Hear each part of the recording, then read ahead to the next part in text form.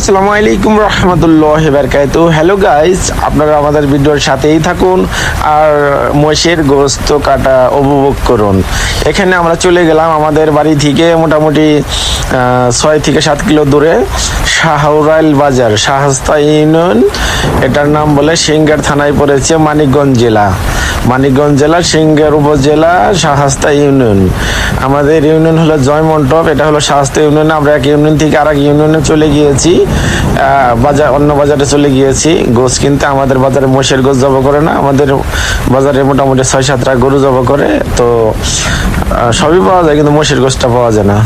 তো এখানে মোষের গোশ কিনতে গেলাম। মোষের গোশের কেজি নিল হলো 900 টাকা, আর গরুর গোশের কেজি হইলো 800 টাকা। তো মোষের গোশের কেজি 100 টাকা বেশি, ঠিক আছে, আর গরুর গোশের কেজি হলো 100 টাকা কম। তো আপনারা কারা কারা মোষের গোশ পছন্দ করেন তারা কমেন্টে জানাবেন। আশা করি সম্ভব হলে দাওয়াত রইল, আসবেন আপনারা, ঠিক আছে। যতটুকু রিজিকে থাকে খাবেন, আর রিজিকের বাইরে তো খাওয়া যায় না, এটাই ঠিক। এটা হলো গোশ নিলাম, 1 কেজিতে 200 গ্রাম হাড় দিবে সেটা বললো, আর তেলও দিল একটু।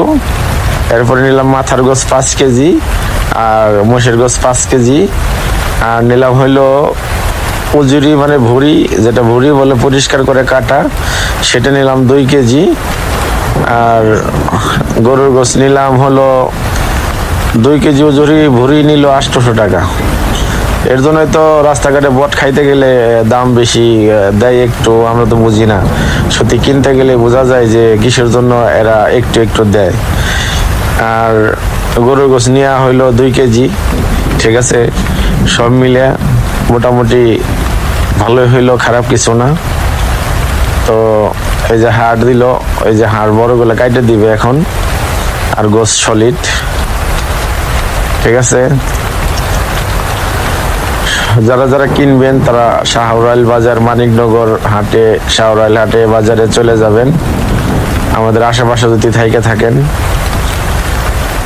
রাসূল আমার আল্লাহর দোস্ত, আখেরে নবী,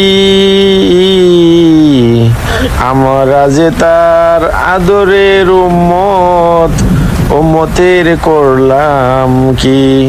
হ্যাঁ ভাইয়া, এটা হলো রমজান মাস, এর জন্য একটু সালাদ দিলাম, কারণ একটু মাঝে মাঝে সালাদ না দিলে হয় না।